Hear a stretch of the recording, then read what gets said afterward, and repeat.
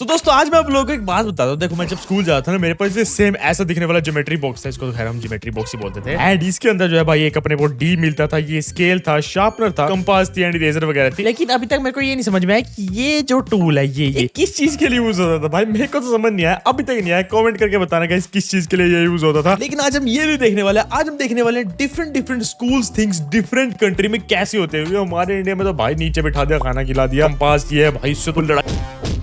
अरे भाई देखते हैं बाकी बच्चे स्कूल में कैसे रहते हैं। चैनल पे तो चैनल कर लो सब्सक्राइब, वीडियो बनाने वाला बहुत मजा, तो वीडियो कर दो like. And this video is from Tech Unique भाई, so shout out to him. Alright let's begin. क्या कभी आपने ऐसा स्कूल देखा है जहाँ मछलियाँ भी पढ़ने जा सकती हैं? और जैसे इंडिया में ये हमें बोरिंग शार्पनर्स मिलते हैं, ये बाहर के देशों में कोई स्मार्टफोन से कम नहीं। भाई 3 गिनने तक आपको पता ही है क्या करना है। 1 2 3 सब लाइक करना था, कोई बात नहीं, लाइक भी कर देना, सब्सक्राइब भी कर देना। तो स्टार्ट करते हैं। Number 1 uniforms. ऐसे स्कूल यूनिफॉर्म्स देखकर आप शॉक हो जाओगे। सारे इंडियन स्कूल्स में मैंडेटरी स्कूल यूनिफॉर्म्स हैं जो सबके लिए सेम होते हैं। शर्ट विद शॉर्ट स्लीव्स, उसके साथ डार्क शूज होते हैं। साथ ही गर्ल्स सेम कलर की स्कर्ट और सूट सलवार भी पहन सकते हैं। लेकिन अलग अलग देशों की ड्रेस कुछ ऐसी दिखती है। इंग्लैंड में स्कूल ड्रेस कोड बहुत ज्यादा स्ट्रिक्ट है। जिनके स्कूल्स में सबसे पहले ब्लू कलर की ड्रेस हुआ करती थी, लेकिन आज सब स्कूल का अपना अलग कलर और लोगो है। लेकिन एक स्कूल ने लड़कों को शॉर्ट्स पहनना तक अलाउड नहीं था, जिसके लिए वो प्रोटेस्ट करने के लिए वो स्कर्ट पहनकर आ गए थे। इंडोनेशिया इस लिस्ट में सबसे कलरफुल यूनिफॉर्म इंडोनेशिया की है। ये कलरफुल है। आपकी क्लास ऊपर बहती रहती है, वैसे वैसे आपके ड्रेस के कलर्स कम होते रहते हैं।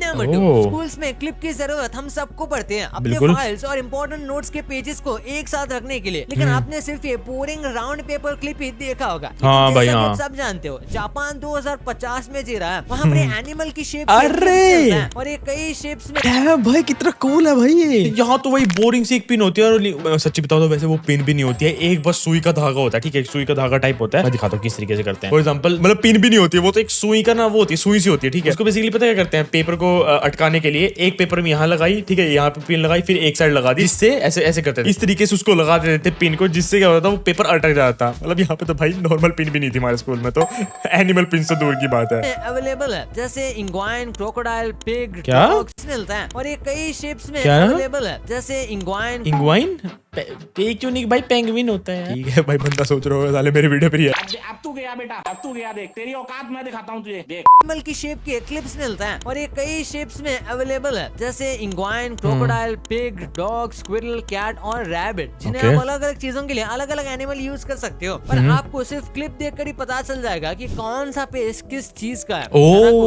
कूल भाई। आपके साथ एक ना एक बार ऐसा जरूर हुआ होगा कि आपके हाथ किसी वजह से गंदे होंगे और आपने ऐसे हाथों से इरेजर को छू लिया और आपका व्हाइट इरेजर डिट्टो ऐसी हो जाती थी। और एक और चीज, फॉर एग्जांपल जो है ना, अगर तुम एक पाउच, यूजुअली जो है ना लोग ज्योमेट्री बॉक्स में लाते थे तो पाउच लेके आते थे स्कूलों में, एंड उसी पाउच के अंदर जो है तुम पेंसिल भी रख रहे हो, सब कुछ रख रहे हो, जिससे वो पाउच ना पेंसिल से टकरा के अंदर से काला हो जाता था।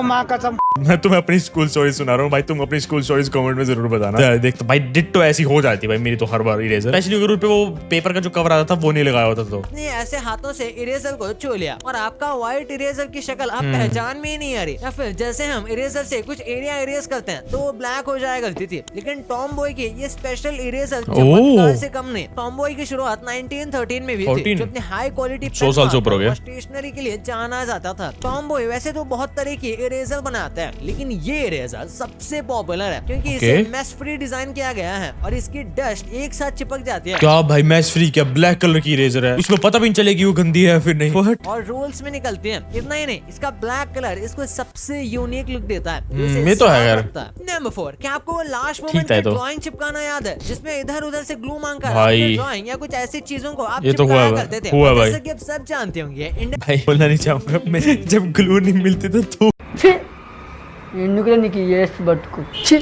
मैंने तो करी है हरकतें यार। ग्लू मांगकर अपने ड्राइंग या कुछ ऐसी चीजों को आप चिपकाया करते थे। और जैसे कि आप सब जानते होंगे इंडिया में सबसे ज्यादा फेविकॉल और ग्लू स्टिक या स्टिक है जो आपकी लिपस्टिक की तरह काम करती है। बिल्कुल। जापान में ग्लू एक पेन की तरह आता है, इस तरह दिखता है। अरे भाई यार, ये चीज देखकर आप भी शॉक हो जाओगे और सोचोगे कि ये मेरे पास स्कूल में क्यों नहीं था। क्योंकि इंडियन स्कूल्स में हम ज्यादातर अपनी नोटबुक को बेंच पर रखते हैं, हाथ में लेकर नोट्स लिखते हैं, जो कभी कभी इरिटेटिंग हो जाता है, क्योंकि कभी स्पेस कम होने की वजह से लिखा नहीं जाता। ये तो है। ये करिश्मा आपकी सारी प्रॉब्लम दूर कर देगा, ओके। क्योंकि ये है एक नोटबुक स्टैंड जिसमें आप ओके। अपनी बुक्स को रखकर पढ़ सकते हो, नोट्स ये ले तो सकते हो, और ठीक ये दिखने है, में मतलब काफी कूल भी लगता है। ठीक है, इतना फंक्शनल नहीं है, कहाँ तुम कैरी करके घूमोगे इसे, पर ठीक है। बुक्स को रखकर पढ़ सकते हो, नोट्स ले सकते हो, और ये दिखने में काफी कूल भी लगता है। मसलन एक मैथ स्टूडेंट से ज्यादा कैलकुलेटर की अहमियत कोई नहीं समझ सकता। इंडिया के कैलकुलेटर कुछ इस तरीके के दिखते हैं, ब्लैक कलर में, लेकिन जर्मनी का ये कैलकुलेटर व्हाइट कलर में भी मस्त लग रहा है। Wow. Number 8, Gutenberg paper glue gaming stick. White colour में तो है, फिर क्या कलर से क्या फर्क पड़ता है? एक यूनिक भाई, ठीक है भाई, बना रहे हो वीडियो, समझ रहा हूँ। व्हाइट कलर में भी मस्त लग रहा है। Wow. Number 8, Gutenberg paper glue gaming stick. Glue okay. Stick तो मैंने आपको काफी दिखा दी, लेकिन इस ग्लू जैसी ग्लू आपने कभी नहीं देखी होगी, क्योंकि जर्मनी की एक कंपनी गुटेनबर्ग ऐसी ग्लू बनाती है जिसमें सबसे सुंदर ग्लू है, और सबसे ज्यादा लाइट ड्यूटी पेपर पर यूज करने का ये रेकमेंड करते हैं, और सबसे ज्यादा उन लोगों के लिए बेहतर है जिन्हें केमिकल से एलर्जी है, क्योंकि ये सिर्फ पानी, ट्री गम और पोटैटो से नेचुरली बनाए गए हैं। नाइस। स्कूल्स में शार्पनर मोस्टली इस तरह के दिखते हैं, लेकिन Same. जर्मनी की ही एक कंपनी है डक्स, जो 1908 से अरे भाई साहब। शार्पनर बना रही है। ये शार्पनर अपने साथ क्यूट लेदर केस में आता है, साथ ही इसमें 3 अलग अलग सेटिंग भी है, वाओ शार्प, भाई। मीडियम और राउंड। तो आपको जैसा मन चाहे आप पेंसिल को वैसे ये तो शार्प बढ़िया कर है। सकते हो। जबकि हमारे यहाँ तो कुछ ऐसे शार्पनर होते हैं पेंसिल ही खा जाते हैं, और ये तो जैसे है भाई। पेंसिल की निब आने वाली होती है तभी निब टूट जाती है। टूट कमेंट जाती में है भाई। जरूर बताना क्या आपके साथ भी ऐसा हुआ है।